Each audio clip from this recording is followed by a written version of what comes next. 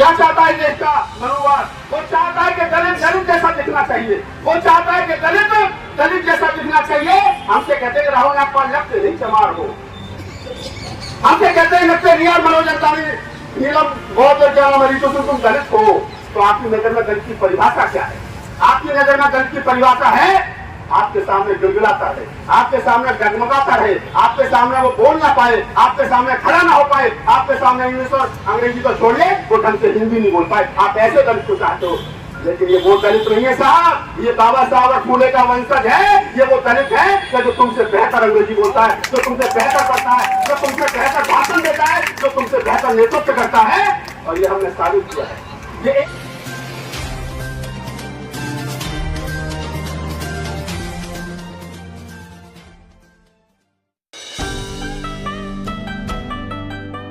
उससे पहले तमाम बहुजन महापुरुषों को नमन जिन्होंने मुझे बोलने की और आपको सुनने की ताकत दी। उससे पूर्व में हमारे बड़े भाई मनोज अंसारी जी जो समतावाद टीवी चैनल के एडिटर इन चीफ हैं, उन्होंने अपनी बात विस्तार पूर्वक से रखी और उन्होंने जो बात कही, नीलम जी ने जो बात कही, मैं उन दोनों की बात का समर्थन करते हुए अपनी बात रखता हूँ। अंसारी जी ने कहा कि मुझे भाषण देना नहीं आता, ये सच्चाई है। जब भी मैं अकेले में होता हूँ तो कहता हूँ कि बोला करो पढ़ा करो, बोले नहीं मैं पत्रकारिता में घुसूं, मैं तो बात ठीक है, लेकिन जब बोलोगे और आप बाबा साहब डॉक्टर अम्बेडकर, बुद्ध, कबीर, नानक, रैदास, फूले, साहू जी महाराज के विचार को आगे बढ़ाने का काम करोगे तो फिर आपके ऊपर एक दो मुकदमे होंगे, आपके सर में लट पड़ेगा, आपके कमर पर लाठियां पड़ेंगी, आपके ऊपर पथराव होगा, आपकी गाड़ियों के शीशे तोड़े जाएंगे। तो फिर पता चलेगा कि नीलम बोध, रितु सिंह, आशुतोष, मनोज अंसारी, लक्ष्मण यादव, रतन लाल, राहुल नागपाल, ये जो 10-20 लोग पूरे मुल्क में फूले अम्बेडकरी आंदोलन को आगे बढ़ा रहे हैं, जब इन पर लाठियां पड़ेंगी, जब ये पिटेंगे तो शायद तभी हमारा समाज हमारे साथ खड़ा होगा। वो चाहता है कि हम लोग पिटे, हमारे ऊपर डंडे पड़े, हमारे ऊपर FIR हो। तो अगर यही सोच करके आप लोग आना चाहते हो, अगर यही चाहते हो कि मुकदमे हो, अगर यही चाहते हो कि हमारे ऊपर हमले हो, तो हम इस बात के लिए तैयार हैं। हम बिल्कुल नहीं डरे, बस आप आ जाना अगर इस बात का इंतजार कर रहे हो। रितु कहती है हमेशा कि मेरे लिए जब मैं मर जाऊं तो कैंडल मार्च मत निकालना, कैंडल लेकर के मत आना। रितु कहती है हमेशा कि रोहित वेमुला, पायल तलवीर, तमाम लोग जो हमारे बीच नहीं रहे, इस बहुजन समाज की विचारधारा को जो धार दे सकते थे, क्या कसूर था उन लोगों का? क्या वो दलित समाज में पैदा हुए यही कसूर था? क्या कसूर था उन लोगों का बहुत अच्छे सुंदर दिखती थी पायल तलवीर रितु की तरह? क्या कसूर था कि वो आंख में आंख डाल करके मनोवादी सिस्टम से बात करती थी? ये कसूर था। और अगर ये कसूर है तो हम ये कसूर माँ के पेट से लेकर के पैदा हुए, बाबा साहब को पढ़ करके पैदा हुए हैं, हम ये हमेशा करते रहेंगे और तुम्हारी आंख में आंख डाल करके बात करते रहेंगे हमेशा। क्या चाहता है देश का ब्राह्मणवाद? क्या चाहता है देश का मनोवाद? वो चाहता है कि दलित दलित जैसा दिखना चाहिए, वो चाहता है कि दलित दलित जैसा दिखना चाहिए। हमसे कहते हैं राहुल नागपाल लगते नहीं चमार हो, हमसे कहते हैं लगते रिया मनोज अंसारी नीलम बहुत रितु सिंह तुम दलित हो। तो आपकी नजर में दलित की परिभाषा क्या है? आपकी नजर में दलित की परिभाषा है आपके सामने गिड़गिड़ाता है, आपके सामने डगमगाता है, आपके सामने वो बोल ना पाए, आपके सामने खड़ा ना हो पाए, आपके सामने इंग्लिश और अंग्रेजी तो छोड़िए वो ढंग से हिंदी नहीं बोल पाए। आप ऐसे दलित को चाहते हो, लेकिन ये वो दलित नहीं है साहब, ये बाबा साहब और फूले का वंशज है। ये वो दलित है जो तुमसे बेहतर अंग्रेजी बोलता है, जो तुमसे बेहतर पढ़ता है, जो तुमसे बेहतर भाषण देता है, जो तुमसे बेहतर नेतृत्व करता है। और ये हमने साबित किया है, ये एक दिन में नहीं हुआ, ये हमने साबित किया है। अभी तो जुम्मा 50-60 साल हुए अधिकार मिले संविधान में, तब उनकी नानी मर गई। अभी चलने को थोड़ा सा, मुझे मालूम है आप छन्नी लगाओगे, आप जाली लगाओगे, आप गेट लगाओगे। जो बात बाबा साहब डॉक्टर अम्बेडकर के संदर्भ में संविधान सभा में आने के लिए कही गई थी कुछ तथाकथित नेताओं के द्वारा, कहा गया था कि हमने डॉक्टर अम्बेडकर को संविधान सभा और संसद भवन में आने के लिए दरवाजे को छोड़िए, खिड़कियां भी बंद कर दी हैं। लेकिन बाबा साहब की टांग थी, बाबा साहब की हट थी कि वो संविधान सभा में भी गए, संविधान भी लिखा और संसद भवन में भी गए। ये बात अलग है कि उस समय नेहरू ने बाबा साहब डॉक्टर अम्बेडकर को हराने के लिए कोई कसर नहीं छोड़ी, खुद जाकर के काजल करके लिए 325 करोड़ से ज्यादा रुपये खर्च किया। ये बात भी गरीब लोग सब जानते हैं। लेकिन मैं कहता हूँ कि उसी अम्बेडकर के वंशज के बेटा हूँ, उसी बाबा साहब फूले कबीर नानक रैदास के वंशज हैं कि हम लोगों को मालूम है अधिकार कैसे लिया जाता है। हम सम्राट अशोक के वंशज हैं, हम राज चलाना भी जानते हैं।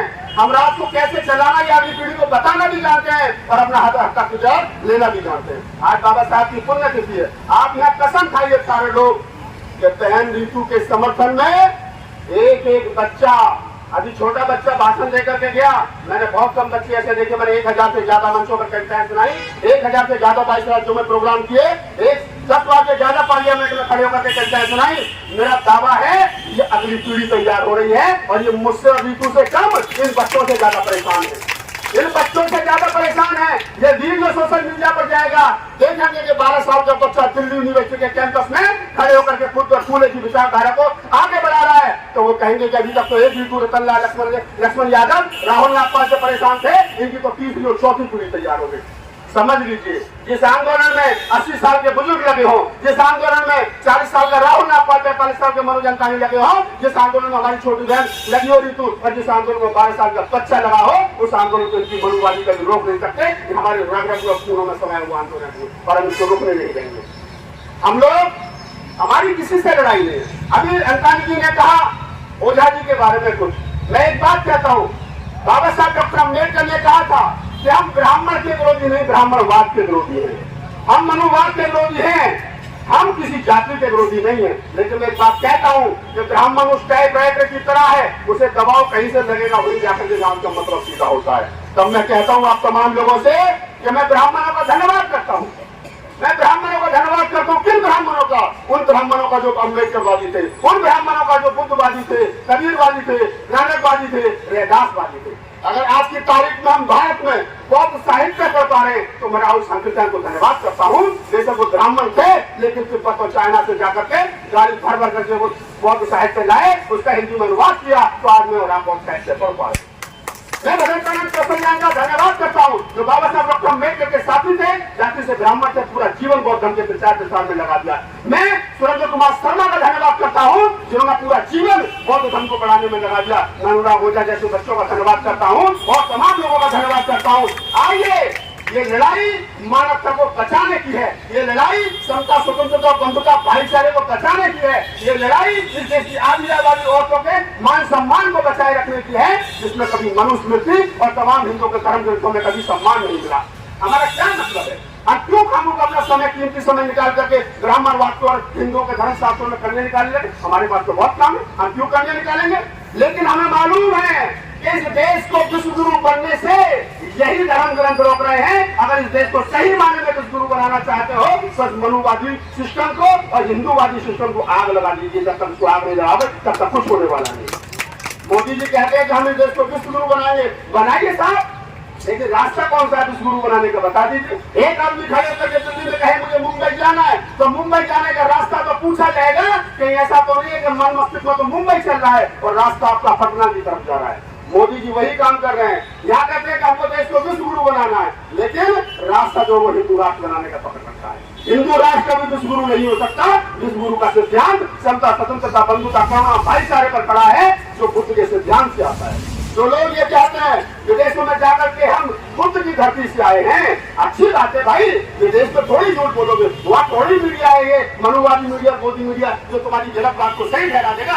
वहाँ तो मीडिया पकड़ लेगा और पूछेगा कि बताओ उस राम का वजूद क्या है, बताओ उस कृष्ण का वजूद क्या है, डेट ऑफ बर्थ क्या है, सर्टिफिकेट क्या है, डेट ऑफ बर्थ का सर्टिफिकेट कुछ है, कहाँ पैदा हुए, कब पैदा हुए, कुछ है लिखित रूप का तो नहीं है। लेकिन हाँ, बुद्ध का तो है, महावीर का तो है, कबीर का तो है, नानक का तो है, रैदास का तो है, फूले का तो है, साहू महाराज का तो है, इन तमाम भारत बहुजन महापुरुषों का है और इन्हीं के नाम से भारत भारत है। जो लोग आज मंदिर बना करके घुस हमारा साधुवाद, जिन्होंने धारा 370 खत्म कर दिया, हमारा साधुवाद, अब आगे की बात कर लो भैया।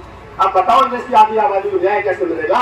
इस देश के अंदर मुसलमानों को दाढ़ी पकड़ करके जबरदस्ती जय श्री राम के नारे लगवाए जाते हो, उनको न्याय कैसे मिलेगा? ये रीतू झा और रीतू जैसे तमाम जो लोग जिनका रोज यूनिवर्सिटियों में, IITों में, तमाम शिक्षा संस्थानों में रोज जो मर्डर हो रहे हैं जाति के नाम पर, इनको न्याय कब मिलेगा? इनको न्याय की बात करिए। बेटी बचाओ बेटी पढ़ाओ का नारा देने से बेटी नहीं बच्चे चुनना पड़ेगी। अगर बेटी को ईमानदारी से पढ़ाना है, ईमानदारी से बचाना है, आप पढ़ाने की बात कर रहे हो मोदी जी।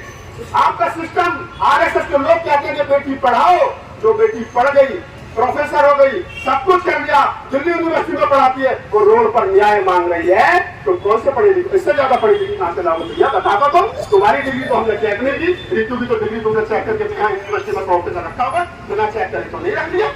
तो ये सारी चीजें विचार या प्रश्न है, और इन सारी चीजों पर मैं तो सरकार को भी लताड़ रहा हूँ, मैं अपने वालों से भी नाराज रहता हूँ, इन मनुवादियों से जिनको हम गाली दे रहे हैं, जिनको कहते हैं कि इन्होंने हमारा बहुत शोषण किया है, इनसे निपट लेंगे। थोड़े से मुठीभर लोग हैं, बिहार की जनगणना में साबित हो गया 12% है, तो 15% बताते थे, तो 12 3% और देते, इनसे तो लड़ लेंगे। जिस दिन आप इकट्ठा हो जाओगे, मुझे इस आंदोलन की सबसे बड़ी खूबसूरती ये लगती है कि जिस मंच पर मैं बोल रहा हूँ, इसी मंच पर लक्ष्मण यादव बोलता है, हमारा छोटा भाई, इसी मंच पर ये संजीव तोमर बोलता है, जाट कम्युनिटी से आता है, इसी मंच पर ये ओझा जी बोलते हैं, ब्राह्मण कम्युनिटी से आते हैं, इसी मंच पर दूसरा पाल समाज के लोग बोलते हैं, यह सही माने में, इसी मंच पर डांगर साहब हमारे किसी समाज के वो जय भीम के नारे के साथ बोलते हैं, तब जाकर के बहुजन समाज बनता है, और तब जाकर के ऋतु के आंदोलन की लड़ाई मजबूत होती है।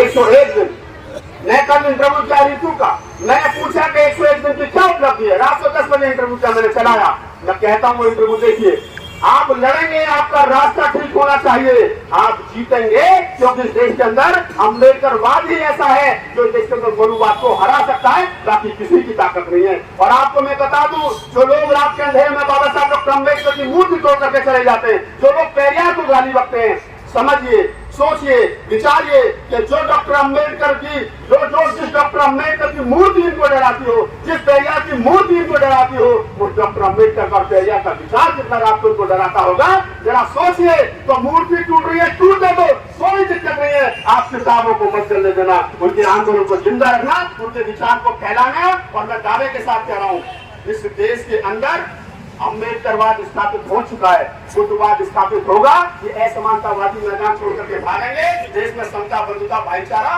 के आधार पर तमाम लोग रहेंगे। और हम यहाँ बैठे हैं, 101 बजे मैं बोल रहा हूँ, इस बात को रिकॉर्ड कर लीजिए, प्रोफेसर ऋतु ये लड़ाई जीत करके जाएगी, क्योंकि नारा दिया है नौकरी नहीं, न्याय चाहिए, नौकरी नहीं न्याय चाहिए। और न्याय का मतलब अगर ऋतु को नौकरी लेना होता, ऋतु कोशिश